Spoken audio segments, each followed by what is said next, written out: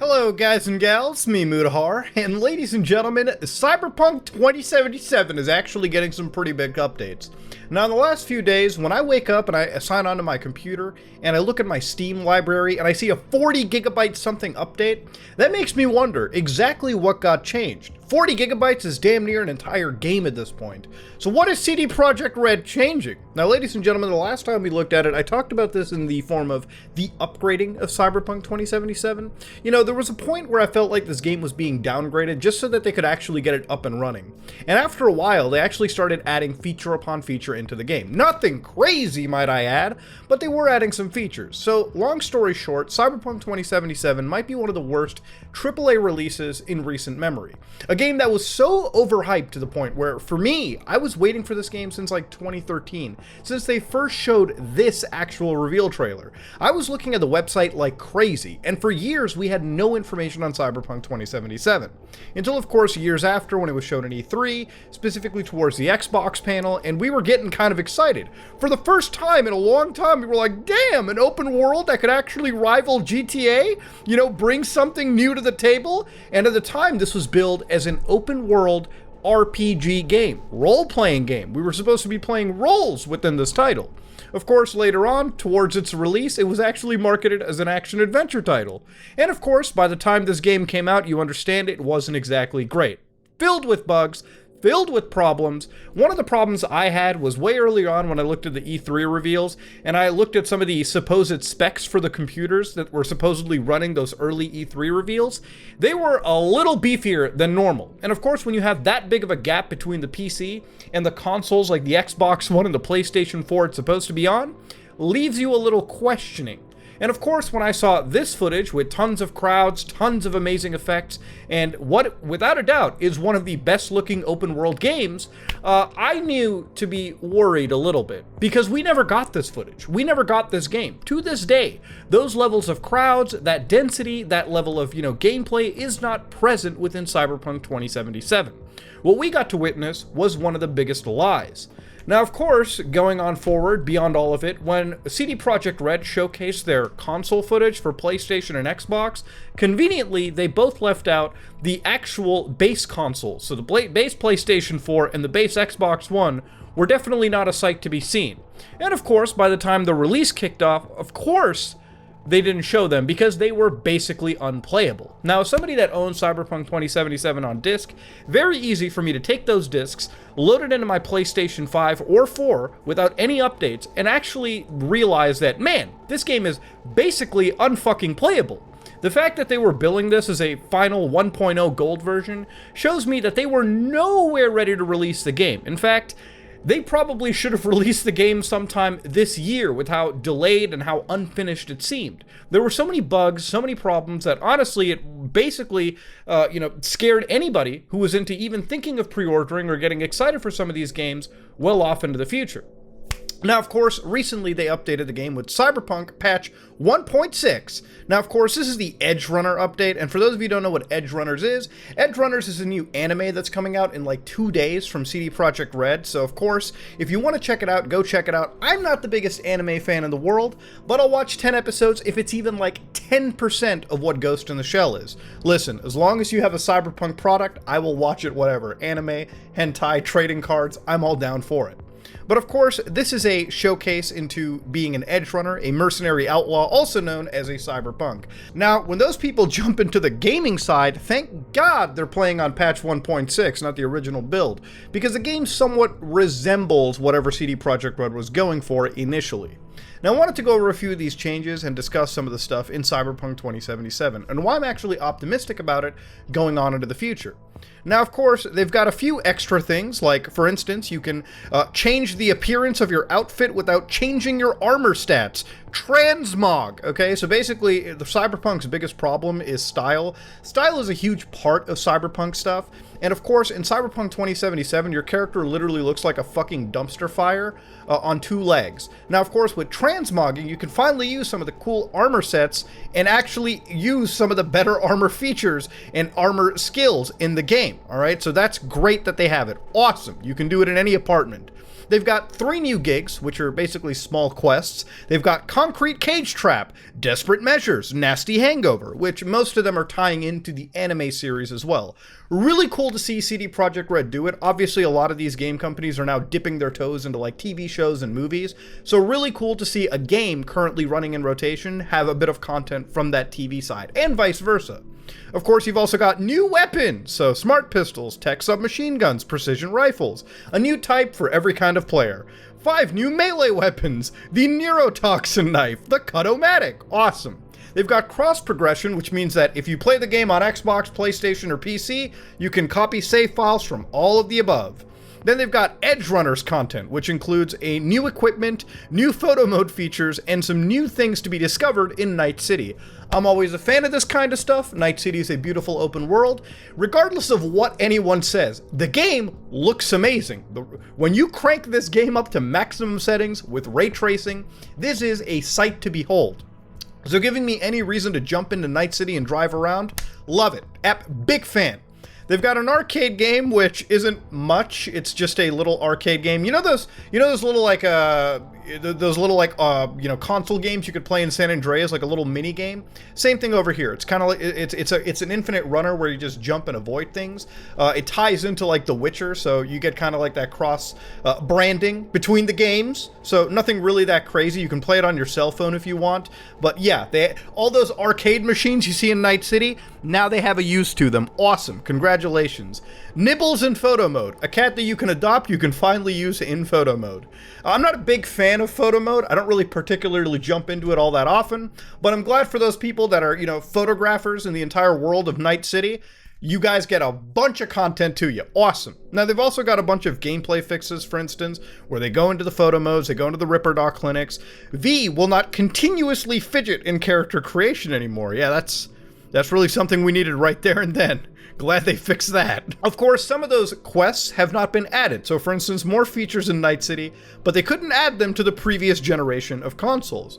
Obviously, they're abandoning the original Xbox One and the PlayStation for the PS5 and the Xbox Series consoles. You know why? Because those systems could barely get the game running. At this point, as long as those games have a functioning, resembling version of Cyberpunk 2077, that is the best case scenario for CD Projekt Red. Now don't get me wrong, that's obviously a big lie they passed through. I still remember when they said, hey, we're surprised the game even runs on consoles. Yeah, I'm surprised too with how your engine is modified, with how your engine is made, that the game can even function past the title screen. So hey, as long as the game functions, as long as you can drive around Night City without blowing up the console, that's a win in everyone's books, right? That's about the best you can get. Of course, they even added extra things, for instance, for PC-specific reasons. If you play on a Steam Deck, you actually get proper presets. They actually had a Steam Deck preset, but it just like ran the game at ultra settings, which is not good at all. They've got a console-specific setting, so if you play on the Xbox Series S, the cheaper next-gen version of the console, you can now get FPS that aims at 60 frames, which, if you have not played Cyberpunk at 60 frames, and you're playing it at 30, trust me, for a game like this, a first-person shooter exploration game, you want 60 frames, so God bless on that one. They had not expanded the ray tracing element, so you only get shadows, which means just turn the ray tracing off and play with double the frame rate. Who cares? Now, of course, they also got modding tools on the PC, which is great. And of course, these are some of the few features that I'm mentioning on this case. Now, of course, they've also got a new expansion pack, Phantom Liberty. So I want to watch this with you. It's about a minute long, really. And of course, it really covers upon V entering into working as an agent for the new USA and USA. And the environments look genuinely cool, okay? So there's a couple new areas to go to, seems like new shops, new vendors, and of course an overall new story. And of course the environments look pretty sick. I don't know if you'll end up going to space in this, but I really hope so, okay? So of course, building upon the lore of Night City, super big fan of it, okay? Super ready for this kind of stuff. Now, of course, this expansion is super important that CD Projekt Red gets done right. Now, given the history of CD Projekt Red and The Witcher 3, they know how to make a great expansion, okay? They know how to make good expansion packs. To be real with you, this is the only team and Rockstar Games that have made expansions, in my opinion, worth buying. When Rockstar in the 360 era and the PS3 era were releasing GTA 4 and Red Dead Redemption, they were making some of the best expansion packs for GTA 4 and an amazing zombie expansion pack for Red Dead Redemption. They literally made a $20 expansion pack almost feel as worth it as a game at times, a full game. And of course, with Witcher 3, you could literally buy The Witcher 3 and just play the expansions and feel pretty satisfied. So again, when these guys are working on an expansion, I'm excited. Now, of course, one of the biggest problems with Cyberpunk 2077 is not just the bugs, it's the fact that the game is a pretty lackluster RPG. The fact that the game initially was billed as having multiple scenarios and multiple paths to take is nothing but a very big lie from CD Projekt Red. Now, for full context, the only point in Cyberpunk 2077 that I can remember, and most people can remember, where you actually have a certain amount of choices in a mission is in the first act when you're actually going into the All Foods warehouse with Jackie. This is the only point in the game where you have multiple different objectives and ways that you can complete that one mission. After that, it's all just linear missions and linear missions and linear missions. Not that those missions suck in particular, but they're not RPGs. Play a game like Deus Ex, for instance. Deus Ex, the entire way through, is a game that's filled with choices and decisions to make. That's what we were billed as for Cyberpunk 2077. Now, obviously, CD Projekt Red can't just redo the entire single-player game. Just not feasible. Obviously, they messed up on that front. But with this expansion pack, I don't care if this expansion is not like 10 hours long. I could be fine if this expansion is only 6 hours long, or 5 hours long, or even 4 hours long.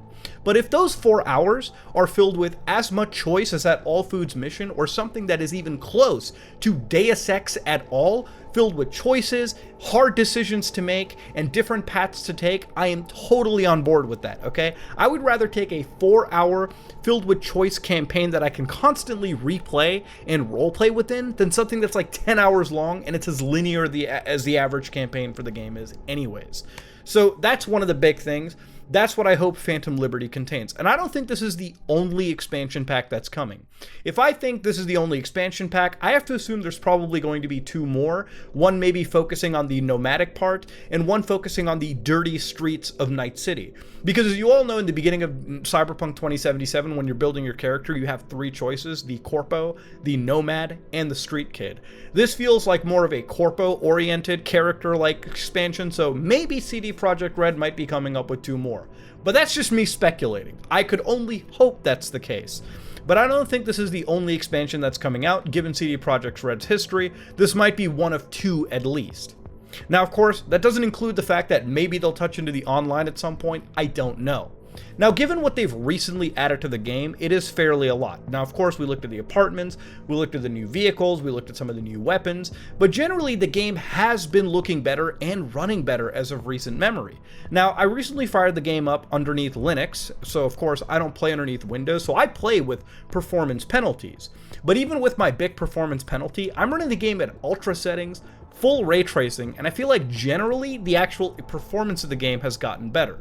Now, don't get me wrong, driving around Night City, cars still pop in, the subway rolling above me still fades in, so I don't think these are going to be bypassed. Obviously, there are some clear limitations to the CD Projekt Red engine, that the Red engine specifically, that I feel like at some point either they have to address, gut refix. Maybe CD Projekt Red has to switch to like Unreal Engine or some other third-party engine that's better designed going into the future to make any game that's a sequel to Cyberpunk or Witcher or any new IP that they have. And there isn't any shame in that either. There's plenty of big projects that have switched gears, like for instance Final Fantasy VII Remake looks great, and a lot of that looking great is the fact that they were working on Unreal Engine 3, or Unreal Engine 4, sorry, not 3. And the reason why they went with them is because, hey, the engine's already there, it's already being perfected by a company like Epic, and of course, you can save a lot of time and resources when you can just take that engine and focus on the actual game part instead. So maybe they might go into it, okay? And I have no doubt, no matter how CD Projekt Red goes, their art teams, their design teams are going to make an amazing looking game regardless. Now, beyond just performing really well, obviously, does the game still have a massive amount of bugs? Recently, I tried really stress testing those key problems in the game. For instance, the traffic system that I've been dealing with, I have hit cars and they have repathed themselves. I have stood in front of cars and they found a way to divert themselves around me. So the traffic systems feel a lot better than before. There's a bigger focus on the game when it comes to weather systems, so you're going to see a lot more sandstorms in Night City, which is great to see. I mean, this adds a whole level of ambiance that I totally am down with. The police systems in the game are still as dog shit as ever. Now, I still remember distinctly when I came across all those Night City, pre-release videos where they were showcasing snippets of gameplay. And I still remember when they showcased the vehicles and they were talking about running away from the NCPD. Whether it's street racing, running from the NCPD, or just showing off in the streets. Yeah, the Night City police is still as useless as ever. You could blow off somebody's head, get into your car, and drive down the street and still lose the cops.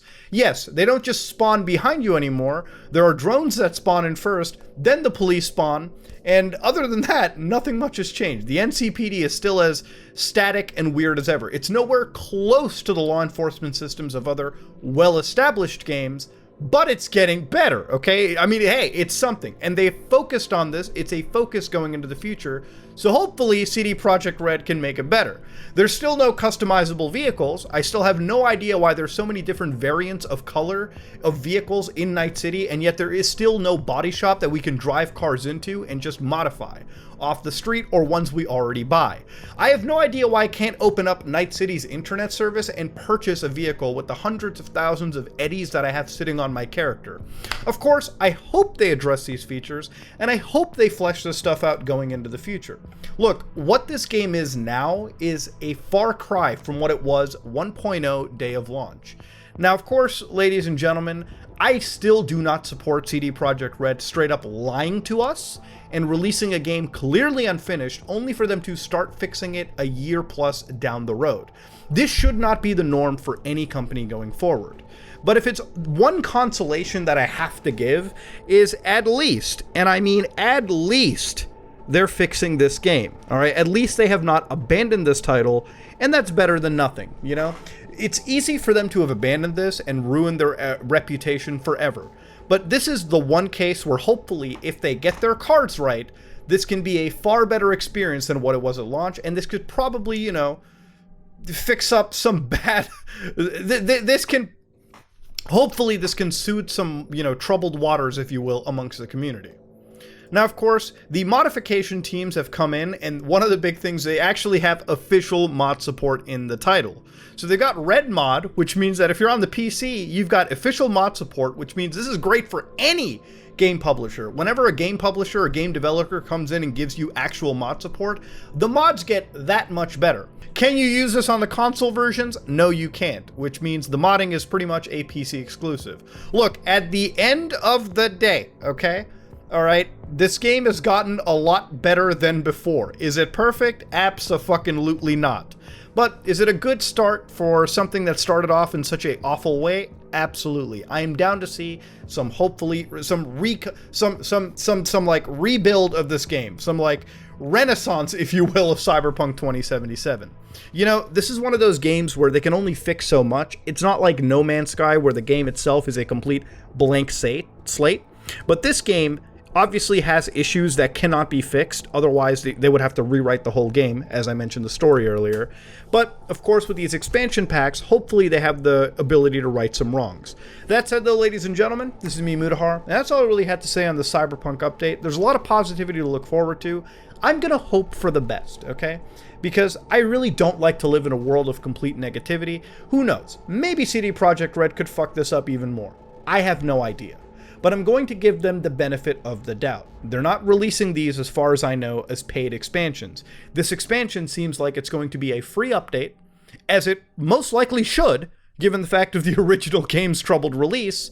But when this launches, hopefully it'll be good, and hopefully we can finally all enjoy a game that is what we expected it to be when it was initially announced. Ladies and gentlemen, this is me, Mudahar, and if you like what you saw, please like, comment, and subscribe. Dislike if you dislike it. I am